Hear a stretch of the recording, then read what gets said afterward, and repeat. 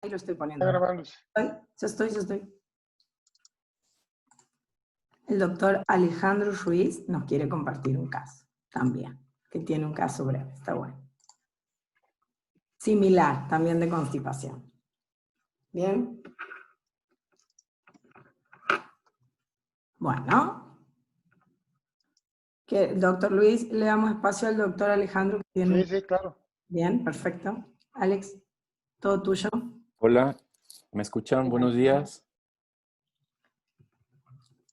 ¿Me escuchan, Celeste? Escuchamos, Alex, muy bien. Perfecto, Alex. ¿Quieres compartirnos? Perfecto. Muchas gracias. Yo armé este caso, bueno, ya estaba armado, pero para poderlo compartir con ustedes, porque me llegó ahí un correo que decía Celeste que no tenía ningún caso, entonces la verdad es que a mí me da mucha pena que esta iniciativa tan valiosa se pierda por no tener casos. ¿Puedes compartir? Estás empezando a compartir. Ahí está. ¿Ya se ve el caso? No lo vemos. ¿Se ve? Ahí está, perfecto. Ahora sí. Perfecto. ¿Ya se ve mi pantalla o ya? Sí. Bueno, el caso que les quiero compartir es el siguiente. Es un paciente masculino de 10 años con historia de estreñimiento desde el nacimiento. En la historia, los padres también refieren muy claramente que no eliminó meconio durante sus primeras 24 horas de vida. Un paciente con distensión abdominal crónica, como muchos tenemos en los hospitales, que había pasado por innumerables tratamientos laxantes sin éxito, y era un niño de 10 años con manchado fecal y que usaba pañal. Esta es una imagen clínica de su internamiento. En su exploración física, como pueden ver, un abdomen muy distendido, un paciente con datos francos de desnutrición, pero lo que más llama la atención es esto, que es un niño de 10 años que usa pañal, se mancha la ropa interior o se mancha el área perianal, y pues eso no es calidad de vida para un niño de su edad. Yo les preguntaría qué estudios le realizarían a este paciente para empezar a evaluarlo y tratarlo, obviamente. Yo no veo el chat, entonces si ahí me pueden ir diciendo qué opiniones hay.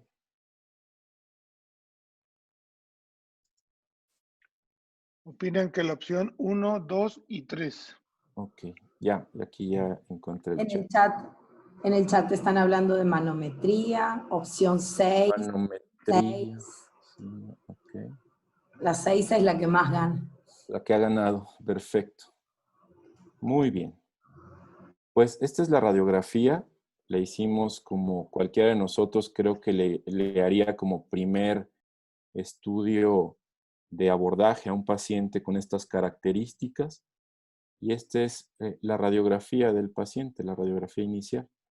Como pueden ver, tiene una distribución irregular del gas intestinal, con una imagen, nosotros le decimos como en migajón, que está ocupando prácticamente la mitad en mi abdomen inferior, y una imagen que sugiere un recto tremendamente grande y dilatado. El manejo inicial que nosotros hicimos con este paciente, lo hospitalizamos, y bajo la premisa que este niño tiene un problema crónico y que la caca es la caca y hay que tenerle respeto, lo impregnamos con metronidazol intravenoso, le administramos líquidos parenterales y lo mantuvimos con dieta líquida. 2 días después de este manejo le solicitamos un colon por enema. Esta es la imagen del colon por enema. Si me pueden dar sus opiniones en el chat. La imagen que ven es un colonponema en una imagen anteroposterior, igual donde se ve ya contrastada aparentemente los segmentos del colon. Y creímos que este estudio para nosotros iba a ser diagnóstico y a la vez terapéutico, ¿no? Por el efecto que tiene el medio de contraste hidrosoluble sobre los pacientes o en los pacientes que tienen impacto fecal o estreñimiento severo.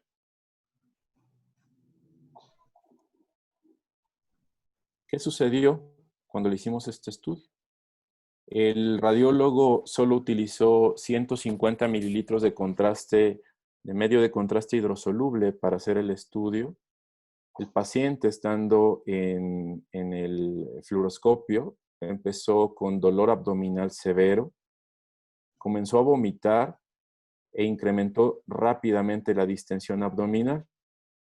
Lo que creemos es que el efecto osmótico del medio de contraste hidrosoluble que jaló agua al espacio intraluminal, pero con un colon sumamente dilatado. Nosotros siempre decimos que un colon inflamado, un órgano inflamado, es un órgano que no funciona, sea el que sea. Y pues tenemos un órgano crónicamente inflamado y ese colon pues empezó a tener en su espacio intraluminal un mayor volumen, el niño tenía dolor, empezó a vomitar y lo puso en unas condiciones malas, clínicas malas. Después de este evento, ¿qué le harían ustedes? ¿Cuál sería su opinión para realizar al paciente? ¿Le harían enemas? ¿Le harían irrigaciones rectales? ¿Le harían una laparotomía? ¿Mejor le hacemos una colostomía o le tomamos una biopsia rectal? ¿Qué opinan? Alejandra dice que le haría enemas. Muy bien. Enemas con paciencia. Muy bien. Frida, enemas.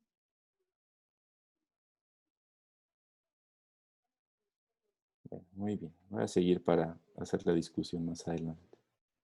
Nosotros le hicimos irrigaciones. Con la evidencia de lo que nos había pasado en la fluoroscopía, nosotros tratamos a este niño como un pseudo Hirschsprung y le hicimos irrigaciones rectales. El niño ya estaba impregnado con antibiótico y comenzamos a hacer irrigaciones rectales con solución fisiológica en grandes cantidades, una sonda Foley 24 French y una jeringa de 60 mililitros.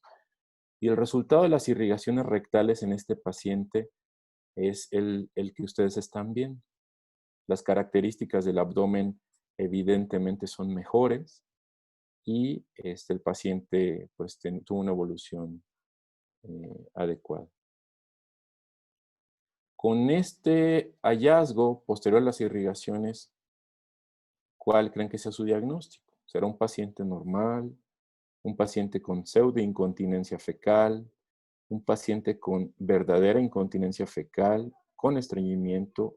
¿Podrá tener Hirschsprung o no? O no lo sabemos o tienen alguna otra opinión. María Rosa Ortiz dice que es un pseudoincontinente fecal. Frida dice que es estreñimiento. Estreñimiento. Muy bien. Bien. Estreñimiento. ¿Cuál sería su plan con este paciente? Ya habiendo mejorado con las irrigaciones, sabiendo la historia que tiene, sabiendo lo que le pasó en el colon por enema con el medio de contraste, le haremos una laparotomía seguido de una sigmoidectomía, le harían una manometría, lo meterían a desimpactar en quirófano, le harían una biopsia rectal o pensarían en un descenso.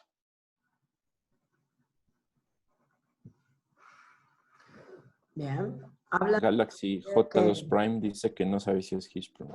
Claro. Entonces hablan de desimpactación y biopsia la gran mayoría de todos. Muy bien. Bueno, nosotros le seguimos con las irrigaciones por 6 días antes de tomarle una biopsia rectal. La biopsia rectal, la verdad es que como esperábamos fue normal, pero era parte del protocolo de estudio de este paciente. En un mes después de que el paciente se fue de alta con irrigaciones, le repetimos el colon por enema. Y el estudio, las imágenes del colon por enema, después de un mes de irrigaciones son estas. Se sigue viendo un colon dilatado, con bastante materia fecal, pero ya las características en relación al primer estudio o a la primera radiografía, pues es evidente que han cambiado hacia la mejoría.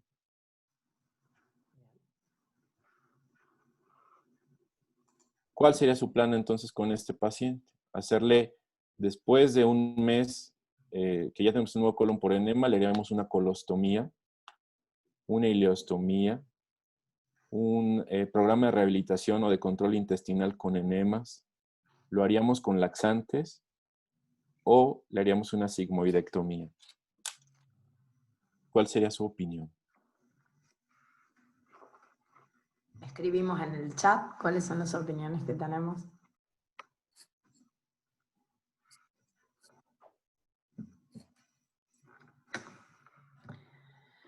Bowel Management Program. Con enemas, claro. Pues yo les hubiera hecho caso, ¿no? Bueno, Enemas y laxantes posterior según respuesta. Bien, bien. hemos hecho caso. Bien. Una prueba laxante con senócidos que llegó a 60 miligramos de senócidos. No la consideramos exitosa. La múltiple evacuación seguía teniendo manchado fecal en la ropa interior. Entonces, hacerle un programa de control intestinal adecuada, la dosis exitosa para el manejo de este paciente fue un 450 de solución fisiológica, 30 de glicerina y 20 de jabón. Esto lo hicimos por un periodo de 6 meses. Tras pasar los 6 meses de la rehabilitación con enema, le hicimos una prueba laxante con senócidos, pero la hicimos con 45 miligramos diarios. Esto fue exitoso para el paciente. Esta es su radiografía de control, ya en la prueba laxante, bueno, ya en el tratamiento laxante con enemas, y las condiciones del paciente actualmente son muy buenas. No ha meritado o no hemos pensado en hacerle una operación. Creemos que la rehabilitación intestinal fue adecuada y la base del tratamiento para este joven, bueno, este niño de 10 años. Muchas gracias por su atención. Muchas gracias, Alex, por el caso. No, a ustedes. ¿Alguien tiene alguna pregunta para el doctor Alejandro Ruiz? ¿Alguien quiere preguntar algo? Son bienvenidos todos.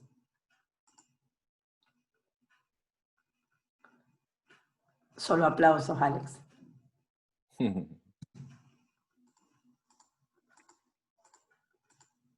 Muy bien, vamos a pasar a la plática que teníamos preparada con motivo del estreñimiento. Si dejamos de compartir la pantalla para que Bien. podamos compartir la mía. Gracias.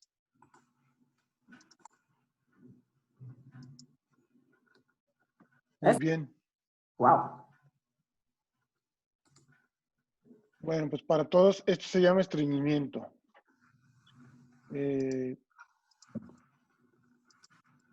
estreñimiento, como todos ustedes saben, nosotros somos cirujanos, estamos dedicados a operar y es muy importante recordar que cuando nosotros nos envían un paciente que sufre de estreñimiento, pues lo primero que tenemos que pensar es si hay alguna causa que ya se descartó. Habitualmente, si es un paciente muy joven, tenemos que pensar que tenga enfermedad de Hirschsprung. Si es un paciente que ya fue descartada esa enfermedad o que no tiene historia que nos haga sospechar que tenga la enfermedad de Hirschsprung, pues empezamos a hacer estudios y demás. La gran mayoría de ellos ya han tenido muchos estudios, podemos decir hasta manometría, a veces ya nos llegan con un colon por enema, nos llegan inclusive con biopsias, con, en fin, una serie de estudios que todos han reportado negatividad para lo que están buscando. Entonces, la idea para nosotros como cirujanos pediatras, nosotros no nos vamos a tener que pelear con ningún médico familiar, con ningún pediatra, con ningún gastroenterólogo. Al contrario, nosotros tenemos que ser los amigos y apoyar a este grupo de colegas que se dedican a otra especialidad. Hay otro grupo de pacientes que nosotros vamos a ver con mucha frecuencia, con estreñimiento, que son pacientes que tuvieron malformación anorrectal, ¿verdad? Pacientes que tuvieron enfermedad de Hirschsprung, en fin, incluyendo los pacientes que tienen intestino neurogénica, ya sea por una espina bífida, mielomeningocele, trauma, etcétera, etcétera. Es decir, el estreñimiento para nosotros los cirujanos, y así lo debemos de entender, es un problema que representa un espectro, primero, de etiologías y un espectro clínico que puede ir desde un caso como el que nos presentó Celeste y que nos presentó Alejandro, pero hay pacientes que tienen un estreñimiento muchísimo más, vamos a llamarle leve, y tienen buen pronóstico, que se resuelven rápido, que un laxante común, cualquiera, vamos a decirlo así, va a resolver este problema. Pero del otro lado vamos a encontrar pacientes que tienen un estreñimiento pues muy severo. Tan severo que el estreñimiento les produce una calidad de vida que no les permite vivir como cualquier otro ser humano, sea niño o sea un adulto. La acumulación de materia fecal no es una cosa que suceda de un día para otro. Entonces, el estreñimiento se define o lo definimos nosotros como la incapacidad que tiene el órgano o los órganos que sirven como almacenamiento de estas heces, que es el recto y el sigmoides. Este recto y sigmoides, afortunada o desafortunadamente, tienen la capacidad de crecer, tienen la capacidad de crecer de forma aguda, es decir, son elásticos como cualquier órgano elástico, como un globo, y también tienen la capacidad de cambiar morfológicamente. Entonces pueden hacerse grandes, hacerse dilatados desde el punto de vista macroscópico, pero lo más importante es que desde el punto de vista microscópico, conforme este recto y este sigmoide se siguen dilatando y dilatando y dilatando, van a tener cambios microscópicos y ahora este recto y este sigmoide van a tener una neuropatía y una miopatía visceral que son cambios irreversibles. Es por eso importante que cuando nosotros tengamos un paciente con estreñimiento, iniciemos un tratamiento agresivo y rápido y marcar nuestros objetivos de cada uno de nuestros pacientes. El estreñimiento produce incontinencia fecal. Es una incontinencia fecal como cualquier otra. La hemos llamado nosotros pseudoincontinencia fecal para distinguirla de los pacientes que tienen factores que no van a ser reversibles, como pudiera ser un paciente que tiene una agenesia del sacro, ¿verdad? Ese paciente nosotros ya sabemos que va a ser incontinente fecal por sí solo, por el defecto del sacro, ¿verdad? Pero los pacientes realmente tienen incontinencia fecal, porque ellos, el paciente que tiene estreñimiento crónico, que ha sido tratado de forma inadecuada, va a tener paso de materia fecal a través del ano que él no va a poder controlar, que él no va a poder sentir. Y esto sucede porque siempre el recto va a estar lleno de materia fecal.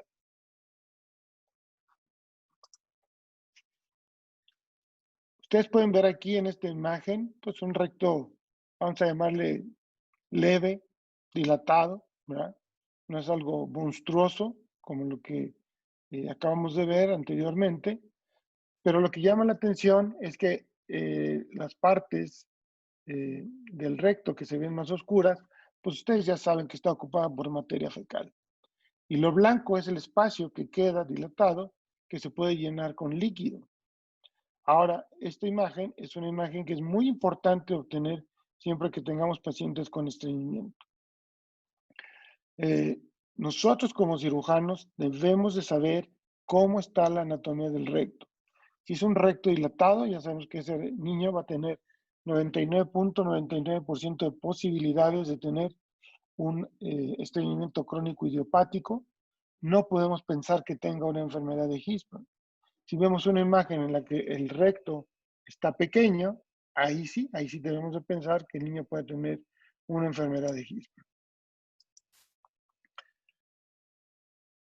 Lo más importante del estreñimiento no es tratar a los pacientes con un laxante, sino saber de qué manera podemos ayudar a este niño a, número uno, limpiar su recto y sus sigmoides todos los días del año. Y número dos, cómo evitar que ese niño vuelva a acumular materia fecal en el recto. Y número tres, que no tenga accidentes. Esos tres objetivos son los que tenemos que tratar de entender y de cumplir con estos pacientes, sea estreñimiento crónico idiopático o estreñimiento secundario, por ejemplo, a una malformación anorrectal. En las siguientes imágenes voy a hablar más de estreñimiento idiopático, pero se puede aplicar completamente a los pacientes que tienen estreñimiento por malformación anorrectal. Entonces, una vez que nosotros sabemos la cantidad de materia fecal que tiene el niño con una radiografía, situación que ocurre muy poco frecuente con otras especialidades, los pediatras habitualmente, los gastroenterólogos habitualmente no toman radiografías para evaluar la cantidad y la carga de materia fecal que puede llegar a tener un niño. Nosotros no realizamos un tacto rectal en pacientes que tienen estreñimiento crónico idiopático, es decir, que no tienen historia de cirugía, porque el tacto rectal al final del día lo único que nos va a decir es, primero, cuando nosotros tratamos de meter el dedo en el recto, los niños están llorando, hacen una contracción del complejo muscular y van a movilizar toda esa materia fecal hacia arriba. Entonces, lo único que podemos saber es si sale el dedo manchado o no, y en ocasiones tocar algo de materia fecal. La palpación del abdomen también nos va a ayudar, obviamente, a evaluar si tenemos una impactación fecal. Pero la mejor manera, la única manera de saber la realidad de cómo es la situación de este paciente es con una radiografía. Una vez que el paciente está limpio, es decir, que ya hicimos la limpieza del recto, que hicimos la limpieza de esto, podríamos utilizar los laxantes, que sería el segundo paso, como el caso que nos presentó Alejandro y nos presentó Celeste. ¿Cómo pueden limpiar el intestino? Hay dos formas de limpiarlo. Y aquí pueden entrar ustedes en debate. Uno, mucha gente utiliza una sonda nasogástrica, y a través de esa sonda nasogástrica le pone al niño una solución que lleva polietilenglicol con electrolitos, que se conoce como Golightly o Golitelli, o no sé, en diferentes países tiene otros nombres, pero al final de cuentas polietilenglicol con electrolitos. Y el otro es el enema. ¿Cuál es mi preferencia en pacientes que tienen estreñimiento crónico idiopático? ¿Y por qué? Mi preferencia son los enemas. ¿Por qué? Porque yo ya sé que en el futuro ese paciente va a tener muchas chances, muchas posibilidades de volver a tener un impacto fecal. Y un paciente que tiene impacto fecal no le debemos de dar laxante. Tenemos primero que limpiarlo. Entonces, la mamá en su casa le puede hacer el enema. Por eso es que nosotros preferimos el enema. Su mamá en su casa no le va a poner una sonda nasogástrica y le va a dejar caer 4 litros de Golightly en el estómago durante 4 horas para limpiar el colon, ¿verdad? Por eso es que es mucho más barato, mucho más práctico hacer la limpieza de ese intestino cuando llega a tener reacumulación con los enemas. Estamos hablando de los pacientes que tienen estreñimiento crónico idiopático. Más o menos este sería un esquema que les presento, un dibujo, unas imágenes, para recordar un poco la técnica de limpieza. Aquí ustedes ven la sonda nasogástrica en un paciente. Aquí ya está preparado los 4 litros de polietilenglicol con los electrolitos, como dice aquí. Un paquete pequeñito de Charmin, ¿verdad? Porque uno pone a los pacientes a defecar de manera constante, ¿verdad? Y los pacientes tienen que estar en el baño ahí por 4 o 6 horas. Esa es una técnica de limpiar el colon. Cuando nosotros, vuelvo a repetirlo, porque es muy importante, cuando nosotros sabemos que ese niño tiene un estreñimiento crónico idiopático, que tiene el riesgo, la posibilidad de volver a impactarse, nosotros les enseñamos los enemas. Entonces, ustedes ven aquí al doctor Alejandro Ruiz, a Celeste con su sonda de Foley. Aquí está su paciente. Le está enseñando aquí a la mamá cómo poner la sonda, ¿verdad? Y cómo poner el enema en estos pacientes. Esto es muy importante. Ustedes tienen que dedicarle mucho tiempo a la educación a estos pacientes y sobre todo a las familias. ¿Qué se necesita para hacer un enema? Pues se necesita una sonda de Foley o cualquier otra sonda que puede introducirse en el tubo gastrointestinal, solución salina que puede ser comercial o los papás habría que enseñarles cómo hacerla. Acuérdense que 0.9% quiere decir, si fuera al 1% sería 1 gramo de sal en 100 mililitros. Eso sería el 1%. Entonces, al 0.9% son 900 miligramos, ¿verdad? O 90 miligramos. Usamos glicerina como irritante principal. No es que la glicerina sea un laxante, la glicerina, recuerden que es un producto derivado del petróleo, es un aceite, pues, un lubricante, pero que al final en la mucosa intestinal sirve como un agente irritante y que va a producir contracción del intestino. El jabón de Castilla lo utilizamos porque hay en donde nosotros vivimos y en muchos otros lugares, y se utiliza el jabón de Castilla porque es un jabón que no tiene cáusticos. La gran mayoría de los jabones con los que nosotros nos lavamos las manos hoy en día tienen cáusticos, o una sustancia cáustica, y eso no es lo que nosotros queremos evitar en la mucosa intestinal. Pero un sustituto del jabón de Castilla es cualquier jabón que esté hecho a base de aceites naturales, ¿verdad? El jabón derivado del aguacate, que del aloe, que del no sé qué, o los que tengan la menor cantidad de cáusticos, como pueden ser los jabones de bebé, los shampoos que se utilizan para bañar a los bebés. También pueden agregarse irritantes más comerciales que son mucho más potentes, como es el FLIT, que está hecho a base de fosfatos, ¿verdad? Necesitan un lubricante para introducir la sonda, una bolsa en donde ustedes van a poner todos los componentes del enema y que tenga el clip con el que nosotros controlamos el flujo de las soluciones intravenosas.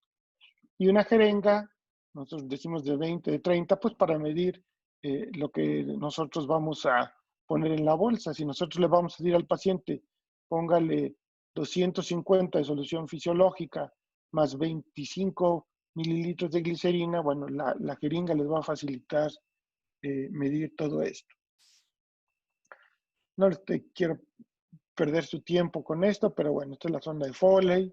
Este es el tipo de bolsas que pueden utilizar. Esta bolsa la utilizamos nosotros mucho, aunque es una bolsa que es para alimentación enteral, se adapta perfectamente bien el extremo distal a la sonda de Foley y tiene el clip que tiene su bolita giratoria para poder regular el goteo de la sonda. Entonces, cualquier bolsa cumpla con estos requisitos sirve para poner el enema.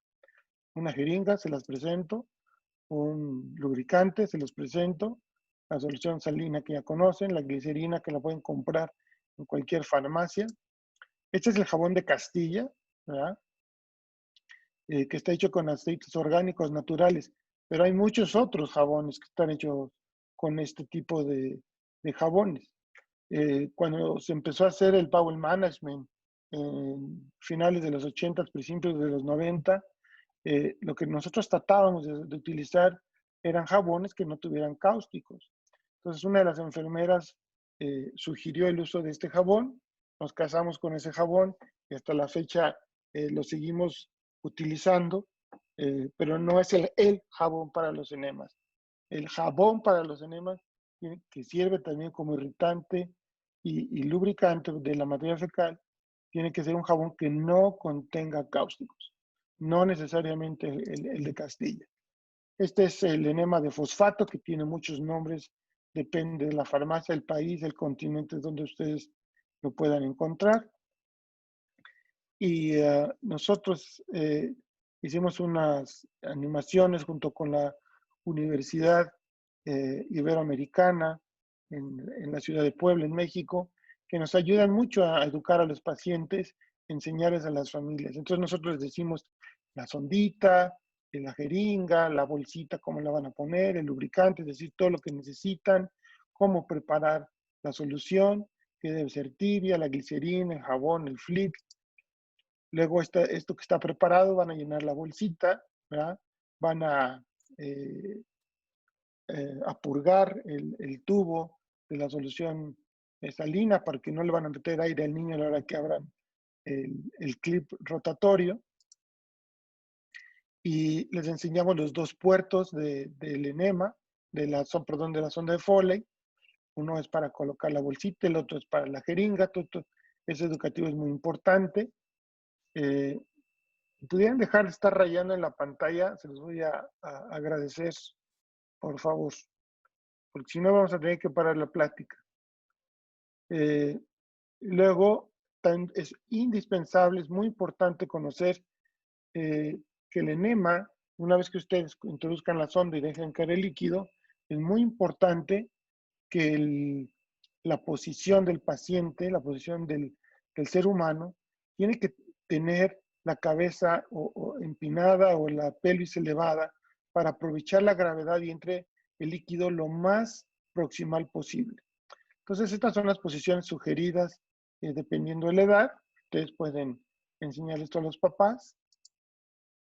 Aquí ustedes ven cómo está introduciéndose la sonda de Foley en el recto, que está lubricada. Les decimos que le inserten unos 15 centímetros para asegurar que el globo esté perfectamente dentro del recto. Inflan el recto. Entonces, con esta animación, ellos ven cómo el globo se infla.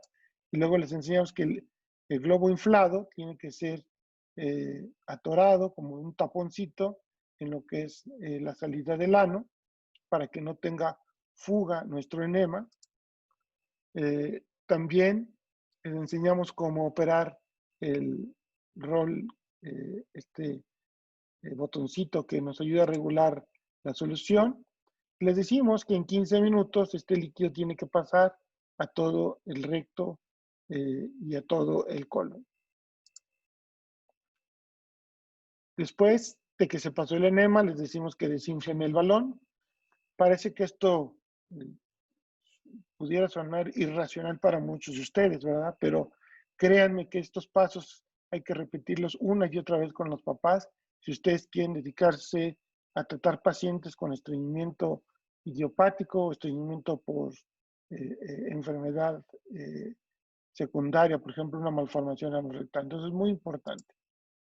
Remueven el catéter, quitan el catéter y entonces mandan al paciente al baño. El catéter se puede retirar antes o ya que el paciente está sentado en la taza del baño, en el toilet, en el water, ahí le pueden quitar la sonda para que se facilite la evacuación.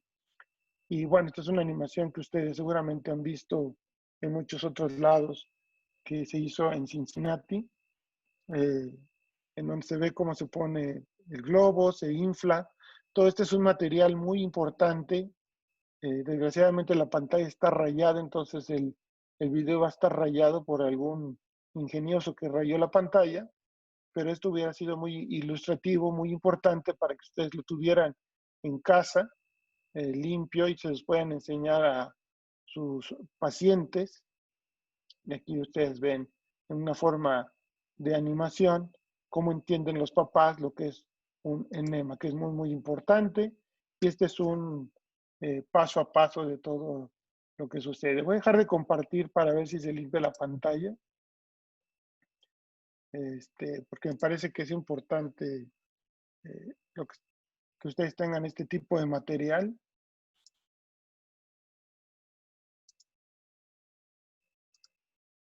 Parece que se limpió. Entonces, aquí ustedes ven claramente el paso a paso. Esta hojita nosotros se las damos a todos los familiares que vienen a tratamiento, porque a veces se los explicamos y ya cuando llegan a su casa dicen que era primero desinflar, inflar el balón, que cuánto se metía la sonda, etcétera, etcétera. Entonces, esto nos ha ayudado mucho a la autoeducación de los pacientes. Entonces, este es un paciente que ustedes pueden ver aquí que está lleno de materia fecal el recto, el colon izquierdo.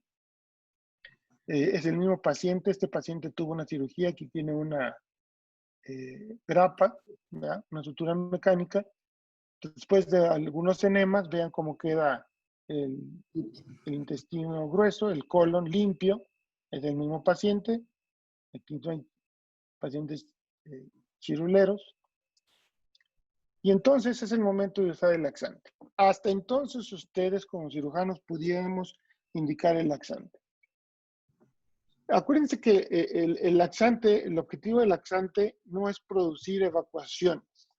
Eso es un error que todo el mundo tiene en la cabeza, o mucha gente pues tiene el concepto de que el laxante es algo que es para ir al baño, algo que es para que el paciente pueda tener una evacuación o esté evacuando. El objetivo del laxante de nuestros pacientes es movilizar el sigmoides y el recto, de tal manera que produzca una contracción enérgica, ¿verdad?, que haga que el paciente limpie el recto y el sigmoide.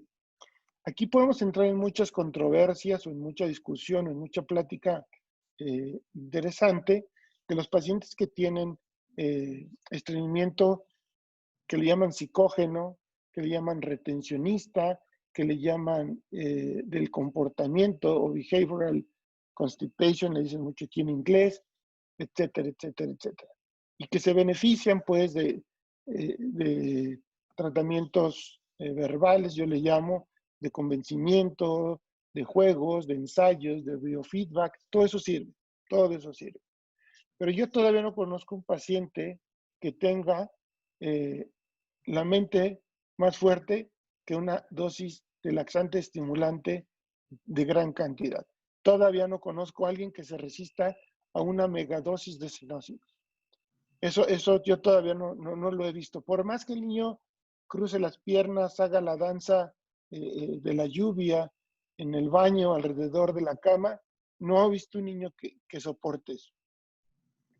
Y entonces es lo que nosotros llamamos la prueba de laxante. ¿Por qué le llamamos prueba? Porque no existe una dosis de laxante. Eso es una falsedad. Número uno. Número dos, queremos saber si el laxante va a funcionar en el paciente con los objetivos que hemos dicho. Una evacuación al día, que limpie el recto y el sigmoides, que no tenga accidentes y que el resto del día esté limpio, con esa cantidad. A veces logramos esos objetivos, pero el costo es muy caro. El niño le produce demasiados cólicos, demasiado dolor abdominal, les produce náusea, les produce vómito. Es decir, cumplimos nuestros objetivos, pero los efectos secundarios del laxante son catastróficos. Entonces esos pacientes tienen que regresar al uso de los enemas por un periodo que puede ser de semanas o meses. Por eso es que nosotros le llamamos prueba de laxante. ¿Cuál es el laxante ideal? Todo el mundo quisiera preguntar siempre en las conferencias, ¿cuál es el laxante que debemos de utilizar? ¿Cuál es el laxante más efectivo?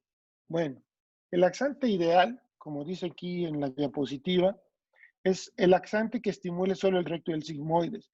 Nosotros no queremos estimular ni el esófago, ni el estómago, ni el duodeno, ni el yeyuno, ni el ilion. Nosotros queremos movilizar el colon, principalmente el recto y el sigmoides. Nosotros queremos que el paciente tenga una evacuación al día. No queremos que tenga 30 evacuaciones. ¿Ah? Quisiéramos que ese laxante, cuando nosotros se los damos, pudiéramos predecir, pronosticar y decirle a la mamá, usted le va a dar el medicamento a las 8 de la mañana y su hijo va a evacuar a las 12 del día. Su hijo va a evacuar a la 1 de la tarde, porque el efecto del laxante tiene 5 horas o tiene 6 horas. Es decir, que nosotros supiéramos perfectamente eso, ese es un laxante ideal. Dos, o el siguiente punto sería que garantizara que se limpia completamente el recto, ¿eh? Con ese laxante.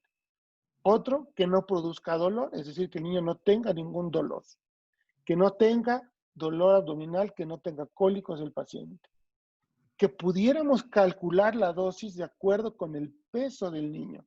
Si el niño pesara 10 kilos, pues le tocarían 10 mililitros o 10 tabletas. ¿Eh? Eso sería ideal. Que ese laxante a nosotros nos garantice que el paciente no va a tener otra vez una reacumulación de materia fecal. Es decir, que no va a volver a tener un impacto fecal. Que exista en todo el mundo y que exista en todas las presentaciones. Es decir, tabletas, jarabe, gotas, etcétera, etcétera, etcétera. Otro, que tenga un sabor agradable, es decir, que el niño se lo tome, que nuestros pacientes no rechacen este medicamento porque sabe a menta o a mentada de madre, es decir, que el niño tenga la opción de que esto sabe a uva, sabe a chicle, sabe a chocolate, etcétera, etcétera. Y obviamente que no tenga efectos secundarios. Entonces, este es el laxante ideal. ¿Existe en el mercado? No, no existe. Desafortunadamente no existe. ¿Cuál es el laxante que sí existe en el mercado y que se parece mucho a esto? No es el laxante ideal porque no cumple con estos requisitos, pero ese laxante es una sustancia que cumple la mayoría de esto. Esto viene de unas florecitas, ¿verdad? De unas plantitas que se llaman cenócidos. Entonces, los cenócidos son los que más se producen, se aparecen a esto. Recuerden que los cenócidos son inactivos. Ustedes se toman una tableta de cenócidos, un jarabe de cenócidos, y si tienen una ileostomía, no va a aumentar el gasto por la ileostomía. La razón es la siguiente. Los cenócidos son inactivos y solamente son activos cuando las bacterias del tracto gastrointestinal que está en el colon específicamente van a liberar las antroquinonas, que es la sustancia activa. Entonces, hasta que no llega al colon es cuando empieza a activarse los cenócidos. Por eso es que puede ser predecible. Hay niños que tienen un tránsito intestinal que toman algo y en 6 horas llega al colon la comida. Hay niños que toman su alimento y la comida llega en 8 horas. Entonces, nosotros más o menos podemos predecir de acuerdo a eso cuándo va a evacuar el niño y las mamás ya saben. Yo se lo doy a las 8 de la mañana, doctor, y el niño a las 2 o 3 de la tarde ya está evacuando. Esa es la razón por la que podemos más o menos predecir el tiempo de evacuación usando cenócidos. Nuevamente, para que no se nos olvide, no podemos utilizar laxantes. La regla de oro es tomar una radiografía antes de tomar laxantes. Es imperdonable. Los metemos a la cárcel al que dé laxantes en estos pacientes. Acuérdense, hay que limpiar a los pacientes antes de usar el laxante. Como quieran. Nosotros recomendamos los enemas, porque este niño que ustedes ven aquí del lado izquierdo, es muy probable que una vez que esté limpio, por el tamaño del recto que podemos predecir ya desde la placa simple, pueda tener reacumulación y tener un problema de, otra vez, de bloqueo o de impacto fecal. Estos son los diferentes tipos de laxantes, ustedes los conocen, que si la fibra, que si los ablandadores, los osmóticos, los estimulantes. Aquí podemos poner el Bisacodil junto con el Exlax o los enócidos. Me gustaría avanzar un poco en esto por el tiempo para explicarles cómo nosotros vemos que una dosis es adecuada. Una dosis es adecuada cuando ustedes le dan una cantidad que ustedes predeterminan.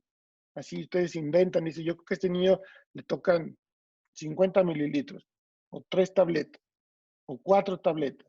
Entonces el paciente hace una materia fecal grande, le toman una radiografía de control inmediatamente después de la evacuación y la radiografía está limpia. Quiere decir que eso es lo que le va a funcionar al niño. Si ustedes le dan la misma cantidad, como pueden ver aquí, son 4, el que sigue son 4, pero miren, le producen unas materias fecales múltiples y después puro moco porque ya no tiene materia fecal, quiere decir que fue excesiva la dosis, no necesitan una radiografía. Si ustedes le dan la misma cantidad, hace una popó chiquita y toma la radiografía, pues obviamente van a encontrar materia residual, quiere decir que le toca más laxante.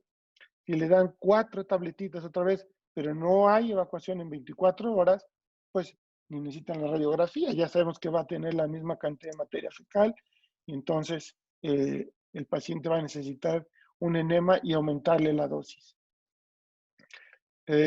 Aquí ustedes pueden ver cómo determinamos el tiempo de la evacuación. Si la mamá le da a las 4 de la tarde, pasaron 1, 2, 3, 4, 5, 6, 7 horas, nosotros no queremos que los pacientes estén evacuando a medianoche. Entonces las cambiamos en la mañana para que evacúen en la tarde. Y así es como ustedes tienen que jugar con esto. Y aquí les dejo esta tablita por si la quieren. Cuando ya dijimos cuándo es una respuesta adecuada, inadecuada o excesiva. Lo más importante en esta tabla es si el paciente tiene una dosis que es inadecuada, quiere decir que el paciente no limpió el recto del sigmoides e idealmente el colon izquierdo, ¿verdad? O que no tuvo evacuación, entonces van a tener que incrementar la dosis de laxante. Y en ese paciente lo que nosotros hacemos es ponerle un enema, que ya los papás saben hacer, y les incrementamos la dosis.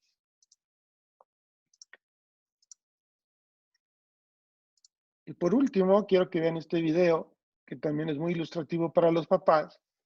Este es el recto, ¿verdad? Lleno de materia fecal, impactada, dura. La materia fecal se pega como si fuera pegamento a la mucosa. Ustedes les van a dar polietilenglicol, que es algo que usan mucho en el mundo, ¿verdad? Ese polietilenglicol va a pasar porque va a pasar. Y hace un poco de presión aquí, dentro del recto, y ustedes vieron cómo goteó algo de materia fecal. Esos son los manchados. Entonces la mamá dice, ya le di el polietilenglicol, ya está evacuando, está funcionando, ¿verdad? Porque está saliendo materia fecal verdadera, real, ¿verdad? Por la alta presión que hace el polietilenglicol en el recto. Pero va a llegar un momento en que el polietilenglicol, como es líquido, como es muy suave, va a tener que pasar alrededor y ustedes van a ver con el paciente que está evacuando, ¿verdad? Y súbitamente va a empezar a salir todo el polietilenglicol, que es esto. Y el polietilenglicol, aunque es blanco, inoloro, incoloro, insaboro, cuando pasa por el tracto gastrointestinal, pasa por el colon, pasa por la materia fecal del recto, si lo huelen, lo prueban, vas a ver a caca. Entonces los papás piensan que es materia fecal verdadera y no es cierto.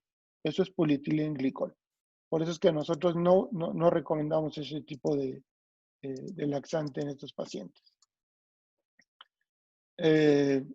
Bueno, yo creo que dejamos hasta aquí el tema y el día de hoy, bueno, pues presentamos 2 casos muy interesantes de estreñimiento crónico idiopático. Si tiene alguien alguna pregunta, algún comentario, sería muy importante hacerlo en este momento, antes de terminar nuestra sesión de hoy. Recuerden que para cada problema del colon, sea estreñimiento, sea un niño con incontinencia, con hipermotilidad o con hipomotilidad, siempre hay que tener un buen programa que ustedes tienen que ir adaptando en cada uno de sus hospitales para que nuestros niños estén completamente limpios. Esta parte es muy importante en la cirugía colorectal. 70% de los pacientes que ustedes operen por enfermedad de Hirschsprung, por malformación anorrectal, lo que les llegue en pacientes con intestino neurogénico por espina bífida, ese 70% de todos esos pacientes que les lleguen van a necesitar este tipo de tratamientos. Y no hay nadie en el mundo que lo haga. No lo va a hacer el gastroenterólogo, ni el pediatra, ni el neonatólogo, ni el mejor nutriólogo del mundo. Lo tienen que hacer en conjunto y crear su propio programa en cada hospital. Si no hay preguntas, Sí, hay algunas, Celeste. sí, hay algunas preguntas. Algunas preguntas, por ejemplo, ¿por qué no usamos enemas de Murphy? No te entendí, ¿qué? ¿Por qué no usamos enemas de Murphy? No sé qué son los enemas de Murphy. Y son los enemas, a ver si la doctora quiere especificar a qué se refería, pero lo que yo tengo entendido son enemas que son con leche, con miel, básicamente son de alto volumen. No Ya. estarían el balón inflado, o sea, son enemas que se pasan a lo mejor en 2 horas aproximadamente. Ya sé. No sabía que se llamaban así. Hay gente que utiliza leche con molaza, es decir, 2 litros de leche, 1 litro de leche, 1,5 litros con molaza, que es azúcar, que lo convierte en una sustancia hiperosmolar y hacen el efecto de un enema hiperosmolar. No es tanto el efecto irritativo, pero que puede producir otras sustancias. Nosotros ya no lo utilizamos, hace mucho que no lo utilizamos. Históricamente eso se utilizó, hay gente que todavía lo utiliza. Recuérdense que el enema es introducir algo en el recto. Ustedes pueden hacerse un enema de tequila, ¿verdad? Y entonces van a agarrar unos niveles de tequila en sangre que los van a tener felices por muchas horas y van a evitar la gastritis, van a evitar el vómito, van a evitar todos los efectos del alcohol que produce en el tracto gastrointestinal superior, ¿verdad? Los aztecas, los mayas, principalmente los mayas, los doctores mayas, los dioses mayas, tomaban aguardiente, tomaban pulque, que es una sustancia derivada de un tipo de penca, de un tipo de agave, y cuando ya estaban vomitando y ya no podían alucinar ahí en sus alucinaciones cuando predecían el futuro y decían cosas, entonces les ponían una sonda, una vasijita ahí en el recto y por ahí le seguían metiendo ese aguardiente. Entonces, enema es introducir cualquier sustancia en el tubo gastrointestinal por el recto. Eso quiere decir enema. Si quieren el enema para bajar de peso, para limpiarse, para evacuar, pueden hacerlo. Lo importante es que si ustedes van a hacer un enema, sea un enema evacuante, un enema que produzca la evacuación del paciente y que limpie el recto y el sigmoide. Si este tipo de enema que lleva leche y lleva azúcares les funciona, yo no tengo inconveniente. Pero nosotros no lo utilizamos porque pensamos que es muchísimo más caro. Y el enema de salina con glicerina y jabón son volúmenes muy pequeñitos, muy efectivos, que irritan el colon y limpian el intestino y cumplen con los 3 objetivos que decíamos. Hay otra pregunta que ha surgido de varias personas. Preguntan cuál es la dosis del enema, un poco el volumen del enema que vamos a usar. ¿Quiere responderlo usted? Otra vez, nosotros les decimos siempre, nosotros utilizamos, no existe un libro que nos diga a nosotros cómo hacer un enema, como el que yo les presenté, ni las dosis. Ustedes tienen que ir practicando con sus pacientes, ¿verdad? Vamos a decir en general, esto que yo les estoy diciendo no es el enema que utilizamos en todos los pacientes. Hay pacientes que con 100 mililitros de solución fisiológica van a limpiar su recto, sin glicerina y sin jabón. Pacientes, por ejemplo, con incontinencia fecal. Hay pacientes que tienen el recto grande, el sigmoides grande, por estreñimiento idiopático, como el que ven aquí en esta caricatura que está del lado izquierdo. Ese paciente le puede caber 1 litro, 2 litros de agua, pero con un volumen pequeño, nosotros llamamos pequeño cuando hablamos de 200 mililitros en general de salina, con irritante, el irritante se maneja en volúmenes que van de 5, 10, 15, 25, 30 y vamos probando. Igual el jabón lo utilizamos entre 5, 10, 15, 30 mililitros y ahí vamos jugando con esa fórmula día a día durante 5, 7, 10 días hasta que encontramos la fórmula perfecta para cada niño. No hay una fórmula general. Entonces, si ustedes me preguntan otra vez, después de esta explicación, ¿cuál es la fórmula para hacer un enema en un niño con estreñimiento? Quiere decir que o no me expliqué o ustedes no entendieron. Yo creo que estoy siendo muy claro. No hay una fórmula, pero si ustedes quieren empezar a hacer enemas en pacientes con estreñimiento idiopático, pudieran empezar como sugerencia, ¿verdad? Utilizar 200 o 250 de solución fisiológica, pueden ponerle 20 mililitros de glicerina, 5 o 10 mililitros de jabón. Lo que yo personalmente hago después de hacer esto por muchos años es que los primeros enemas utilizo bajos volúmenes y bajo irritante por unos 2 o 3 días para que los papás empiecen a practicar que meter la sonda, que inflar el globo, que sacar el globo, que preparar el enema. El primer enema nunca es perfecto. Nunca va a ser perfecto. El segundo enema empiezan a mejorar las técnicas y la preparación. El tercer enema, los papás ya son expertos en poner la sonda y quitar el globo. Entonces ustedes ya pueden tener la garantía de que sus cambios en volumen y cantidad irritante va a funcionar. ¿Cómo van a controlar el volumen y los irritantes? Con la respuesta clínica y la radiografía. Le ponen el enema, el paciente va al baño, evacúa, lo dejan ahí sentado 1 hora por lo menos, 45 minutos, y entonces lo lleva la mamá, le toman una radiografía de abdomen y vemos si el recto y el sigmoides están limpios. Si hay materia fecal en el transverso y en el colon derecho, eso no importa. Es colon, sigmoides, recto y colon descendente lo que a nosotros nos interesa. Entonces, espero haber contestado claramente esa pregunta. Sí, recalcar la importancia de la radiografía como para que nosotros veamos la evolución y la respuesta del paciente al tratamiento. Es muy importante la radiografía. Y luego, Si ustedes no hacen radiografías, perdón, ¿sí? Celeste, si ustedes no hacen radiografías es como recetar insulina a un diabético y no tener un glucómetro, ¿verdad? Si ustedes hacen tratamiento de la hipertensión arterial y le dan a un paciente un medicamento para la presión y no tienen un baumanómetro para ver si hay respuesta al medicamento, están dando tratamientos a ciegas. Entonces, cuando ustedes están controlando una sonda, si el derrame pleural, si la neumonía, pues toman radiografías de tórax para ver la evolución del paciente, para muchas otras cosas, para el bloqueo intestinal. Entonces, es exactamente lo mismo. Muchos doctores le tienen miedo a las radiografías. Eso a mí me aterra. O sea, me aterra que los doctores le tengan miedo a las radiografías. Eso yo lo puedo entender a lo mejor de un psicólogo, de un nutriólogo, ¿verdad? De una trabajadora social que esté en el grupo con ustedes, porque ellos no son médicos.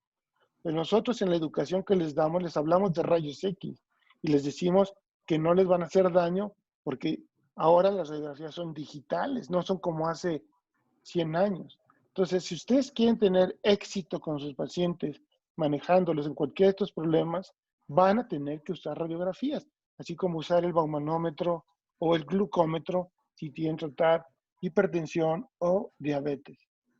Bien. Otra pregunta que ha surgido es el tiempo que vamos a tener de laxantes, o sea, de tratamiento de laxantes.